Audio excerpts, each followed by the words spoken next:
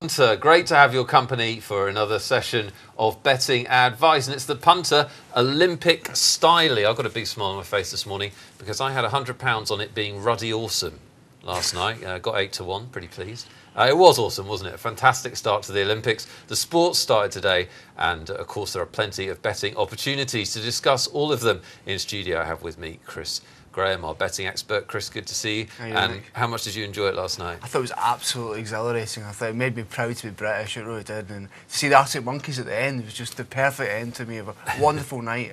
Really good, right? Yeah. And I think it's one of those things where the eyes of the world are on it, the expectations are high, and yet somehow they managed to overachieve, I thought. Yeah, I think there was a lot of cynicism, a lot of trepidation about it, but I think they came up trumps wonderfully, and it was, you know, I think we're all proud. It seemed to borrow the great elements of what Britishness is about, and you know, I found it hard to get to sleep last night. I was still buzzing for about an hour after. It was wonderful. Yeah, you weren't alone. I think everyone was like that. It was nice to see we are still the best in the world at putting on a show and at being creative. It was fantastic. Some really interesting betting stuff to come out of it.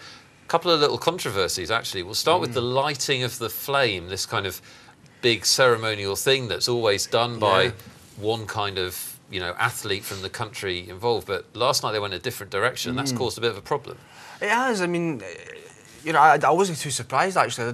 We did the show together on Tuesday. I did mention I thought it might be a kid from Hackney that may have been born on the day the Olympics were awarded. But yeah, but obviously that wasn't quoted in the odds. And this market really did capture the mainstream public in terms of who would like the Cauldron Flame. So big gambles for a lot of the key players. But yeah, and what's happened is some of the bookmakers have paid out in all the personalities who nominated the people who like the flame, Redgrave, Holmes, etc.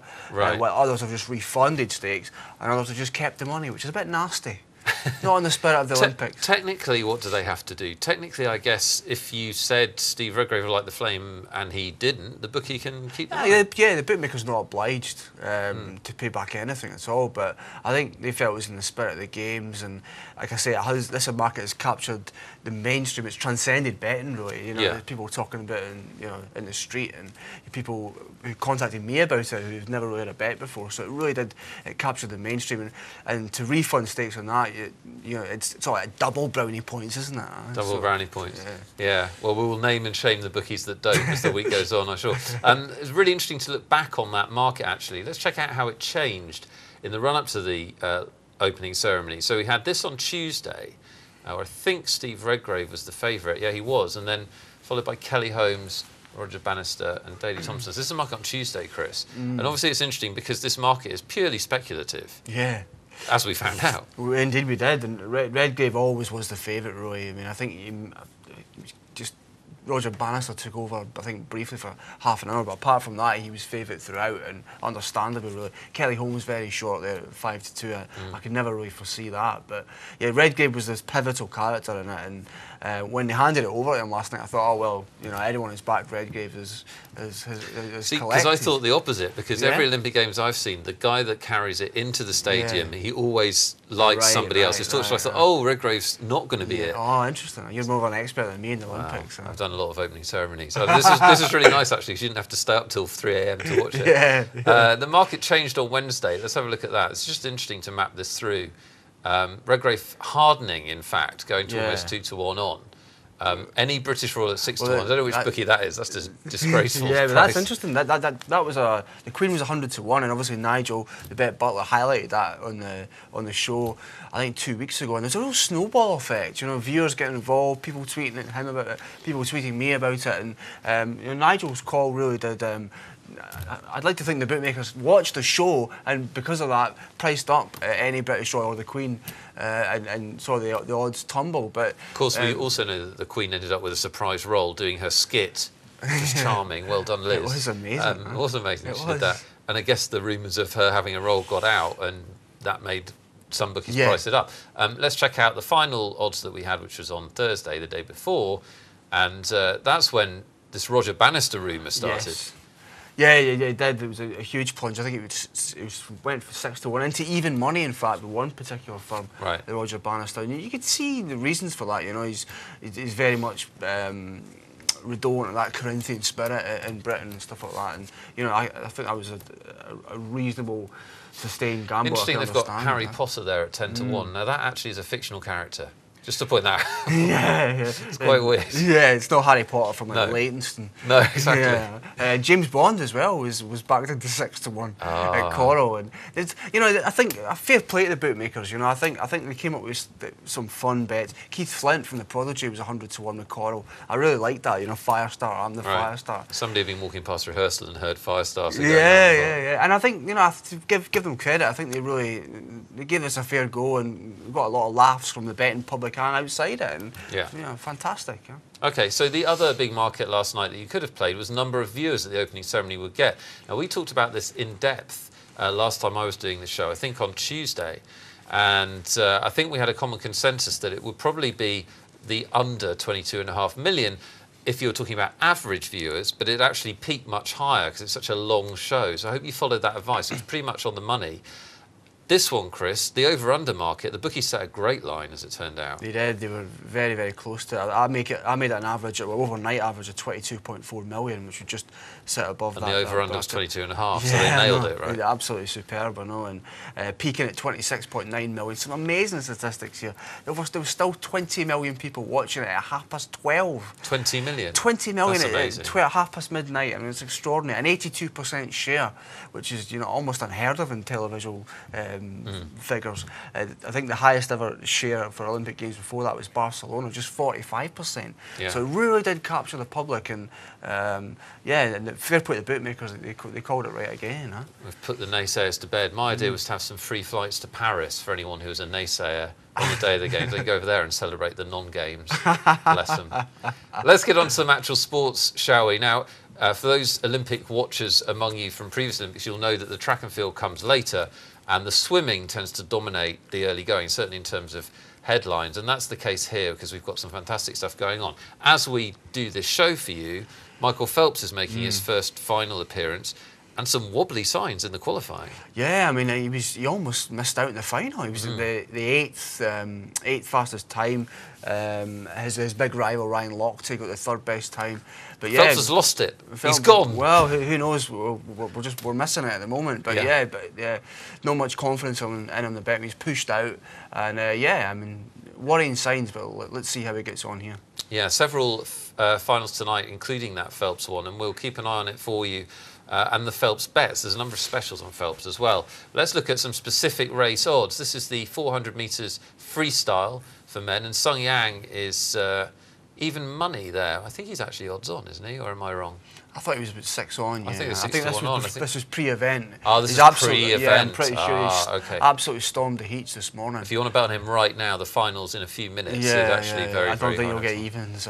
What do you think about, with the swimming, what do you think about the relationship between heats and final? Do you feel like people overreact to the heat sometime, or is it a good indicator? No, I think there have been a couple of examples that we saw so far where bookmakers have reacted a little too firmly with the result of the heats. I think we're going to talk about Hannah Miley in a minute, and there's definitely a case there for reading too much into the heat. Talk to us about that, because that's the next race. Yeah, Hannah Miley, who finished second in the World Championships last year. She's from Scotland, representing Great Britain.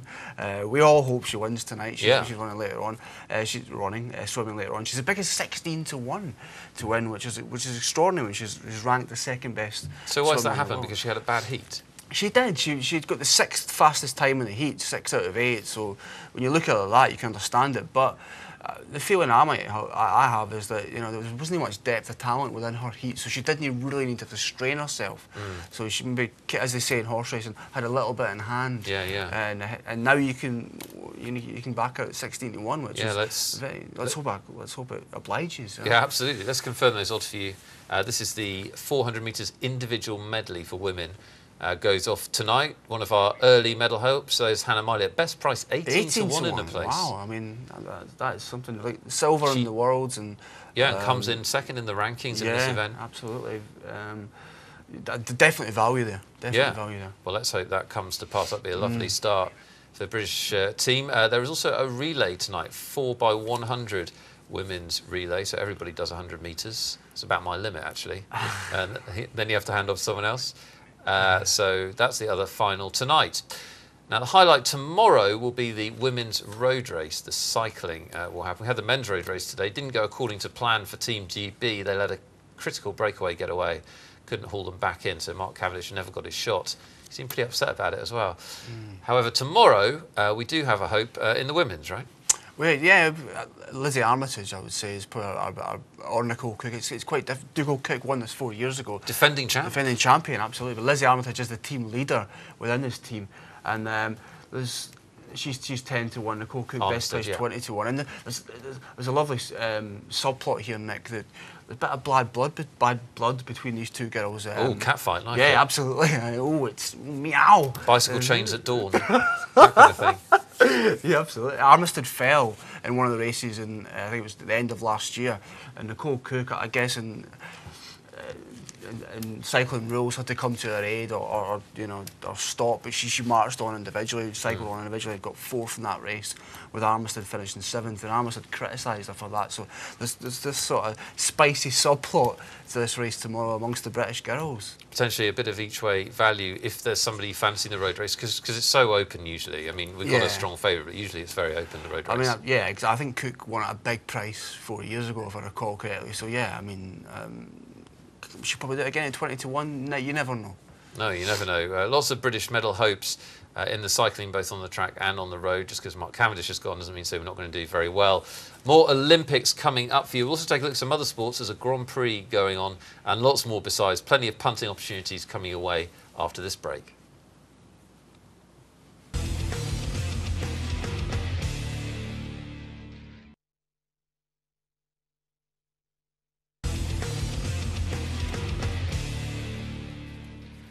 Welcome back to the Punter. Great to have your company. We're talking Olympics and other sports.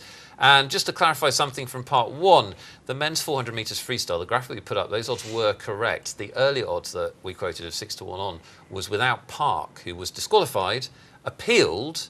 This is just very recent history, and has been reinstated and is now second favourite. So watch that if you're betting on that race, which goes off in a few minutes. Now we're going to talk a little bit about Olympic football, which is going on, and Team GB play tomorrow. Chris, how do you see this football competition playing out? It's a little bit random. You have to assess the squads carefully, don't you? You do, and that's the key thing. I think there's been a lot more interest than I expected on it, and there's some fantastic players playing, you know, and some really good players. Yeah, it's generated a lot of interest. Neymar, I think, is the central character in this, and yeah, you're right. Squad's the most important thing. Who are the stars turning up? And I don't think there's many stars for Great Britain. Let's be honest. No, some interesting young players though who get to show what they can do, like Cleverley Allen and so on. Let's look at the outright betting for this. It does feel like Brazil, who've never won the Olympic football, even money, and this is kind of like Neymar's chance to stamp himself as a world star in a way. I mean, this is so important for Brazil. They absolutely desperately want to win this gold. They've never won it, like you said, 4 silver, 2 bronze. This is pretty much a dress rehearsal for the 2014 World Cup. This team playing here. It's of vital importance that they get the gold. There's even rumours that if they don't win the gold, the coach could be in serious trouble losing his job. So there's no messing about here. Yeah. So for me, a bit short though, even money. A little bit short. I agree with you. I like Uruguay at 6 to 1. I also like them for the World Cup. They're 25 to 1 at the moment. I agree. What a bet! I agree. A young team that won the Copa America. Let's have a look at Team GB's group odd, shall we? They're playing tomorrow against UAE. I'm sure you saw the game against Senegal, which was a little bit of a farce thanks to the refereeing, in my opinion. There's some serious attempts at assault going on out there. It was like Cameroon in 1990, wasn't it? It was a bit. It really was a bit, like a flashback. Let's check out the odds in their group. They can still obviously do well, can't they? Yeah, I mean, this game is crucial tomorrow. I mean, UAE, everyone presumed were the whipping boys of this group. But they performed with real credit against Uruguay. Surprised a lot of people. Yeah, Uruguay only won 2-1, and this is no cakewalk for Great Britain tomorrow. So I think. But you'd have thought must get the win in order to have any chance. It's essential, and especially after dropping points against Senegal and the very limp display against Brazil before the tournament started. They need to get a bit of momentum here, and a win is absolutely crucial tomorrow. But it's not going to be easy. No, not going to be a complete walkover. UAE 80 to 1 to win the group. And Senegal might actually be a little bit of value. I mean, they got the same score as England, and yet they're 2.5 points worse off. Let's check out the match odds for tomorrow if you want to have a bet on the match. GB will take on UAE, and 9 to 4 on. actually is a little bit tempting. I know they've struggled a little bit, but UAE should be the whipping boys. Well, the angle I take here is I expected the UAE to be bigger. Yeah, so I guess me too. You pretty much agree with the flip side of Absolutely. it. I thought it might actually get 10, 12 to 1 in UAE, which isn't the case. 7 to 1 doesn't really appeal that much to me, but neither does a 4 to 9, to be honest. I couldn't play at such a short price, a team that's just been brought together, haven't won a game yet. So, do you know my problem, Chris, at the moment? I can't be trusted with usually I'm very objective with betting, but I'm so on board with Team GB. I'm so overly patriotic and excited about the whole deal that every Great Britain price looks big to me at the moment. If the television consistently calls them Team GP, I'm just getting turned off. I love it. I want the T-shirt. I love it. Such an Americanism. Very quickly, we're going to finish the Olympics. Quickly, your bet or bets of the Olympics right now. I liked like you as well. Chubo in the diving about 4 to 6. Tom Daley. Great that's essential. Great bet. I've got Phillips Adubu not to win a medal. I think that's an absolute given. At what price? It's about 4 to 5. I got that. Okay. And one thing I must mention for the first part, Danny Boyle's been backed in today, and it's 74 to get a knighthood. There's been a £2,000 bet at Ladbrokes. I thought it's really interesting. I think he should get a knighthood, a CB, an OB, an MBE, and he should get Pippa Middleton to do whatever he wants with it, I think. Wow, it's fair, isn't it? That's better than a knighthood. It is. He knocked it out of the park, did Danny. Let's move on and look at some Formula 1, Hungarian Grand Prix this weekend. And the Formula 1, I mean, I've said it a number of times on the Punter. I can remember the days when it was a terrible sport to bet on. It was like a procession. Now, this season, it's been an amazing sport to bet on.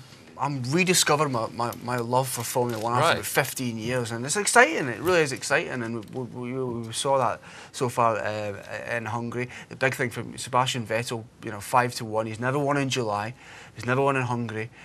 Can he smash that stat to pieces this weekend? But Lewis Hamilton, very, very impressive in qualifying. He got the 2 fastest laps, not just the 1 fastest, not just the fastest lap. So, in inspiring form, has the McLaren recovered? That's the big question everyone's asking at the moment. And Hamilton, I think, a worthy favourite at even money. Yeah. Let's get confirmation of those odds. Lewis Hamilton is even money to win the Grand Prix this weekend, and Vettel 5 to 1. And, big prices about the others, which in an unpredictable year, you're going to get a lot of punters taking a flyer, aren't you? Exactly. I like Button on Wednesday. I'm sticking with that. 12 to 1, I think, is too big. He won this race last year. He's in the McLaren, like Hamilton, which is beginning to improve. But Button, for me, I think he's 5 to 4 to finish in the podium. I like that. I like that a lot. 12 to 1 to win the race as well. Okay. Bit of value there, perhaps. So let's look at, you can bet on the car to win as well, effectively betting on the Constructors' Championship, but for just one race. So you can bet Red Bull, McLaren, whatever you like. McLaren 6 to 4 on, Lotus and Red Bull 9 to 2, and Ferrari 12 to 1. Same odds as Alonso, basically. Yeah, I mean, they didn't qualify with that much aplomb. I think it's 6th and 7th in the grid. Alonso hasn't won in 9 years in Hungary, so I can't get. I've been a big Alonso man, a big Ferrari man so far on this show, tipping up. I can't get excited about them in this particular market. I think the 4 to 6 McLaren, it's not a sexy price, but it's probably the right price. Well, we've seen this as a theme recently in our punting shows that odds on can be value. It just depends on what you're betting on. Yeah. If I give you 5 to 1 on that night will follow day, you'd take it, right? Yeah, that's true. That's true. Let's check out the championship outrights. This is a drivers' championship. This market has been up and down a lot more than you'd expect. Alonso is the even money favourite. How do you see it? I like Webber, Mark Webber. We're purely talking about price here, and this is what we always need to communicate. We're here to advise on on good bets, and I think Webber's too big at 11 to 1. Simple as that.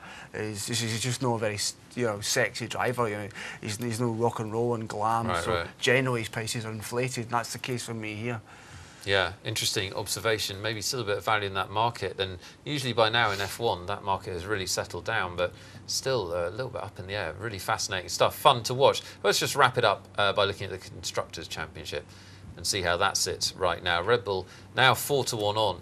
I have to hold my hand up. I thought McLaren were a great bet earlier in the year, but they just haven't been able to consistently deliver. They just haven't, but tomorrow's another day, and there's a big chance that they could get get their act together tomorrow, and that 71 will make much more appeal then. Still looks like they've got the quickest car. It's just not reliable, right? Yeah, exactly. It's just I think it's the tyres. I think that are caused. But Ferrari for me at 14-1, and second place in the table. Alonso, you know, the best driver for me in Formula One, and Massa just gradually improving. So Ferrari at 14-1 for me. Also fantastic fun to bet in running, isn't it, on Formula One? If people are out there looking for something to entertain them. It's mayhem. It's absolute rock and roll mayhem. Rock and roll on the betting.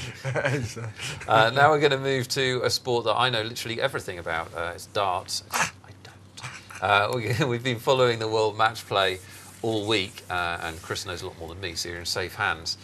Phil the Power Taylor, as ever, the favourite for every darts event he takes. But how have things been playing out the last few days?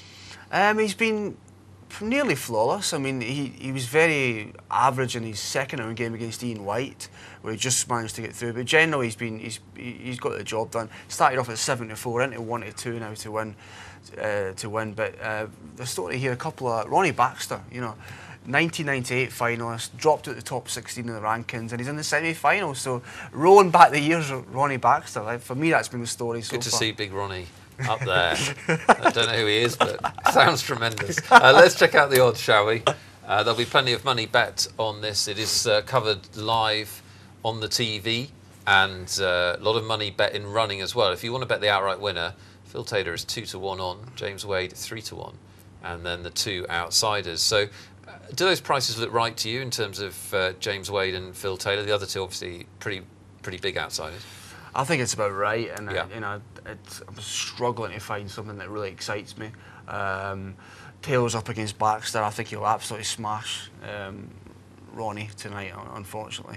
But Terry Jenkins has probably had the most impressive route to the final. He's beaten Barneveld, and you know, and he's beaten Adrian Lewis last night at World Champion. So Terry Jenkins, but has a chance to beat James Wade here, but I don't think he will. Well, we can have a look at the match odds specifically, the two semi-finals.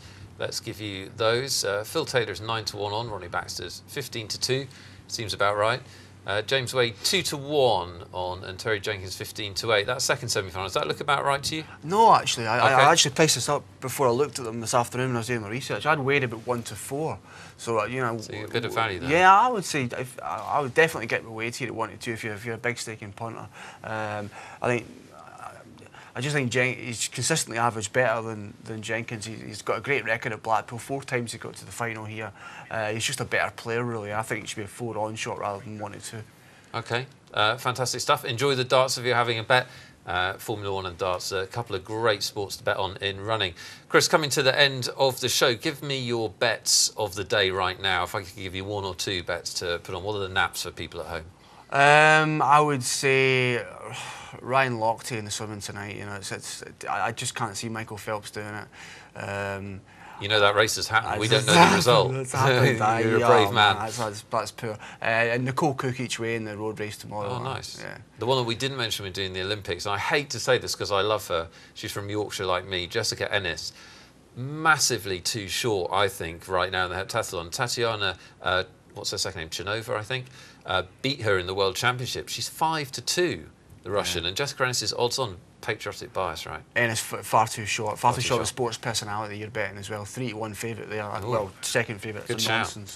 All right, we've run out of show. Big thanks to Chris Graham. Hope you've enjoyed it. Lots more punting value coming your way from Sports Night. Enjoy the Olympics and whatever else you're betting on. Talk to you soon.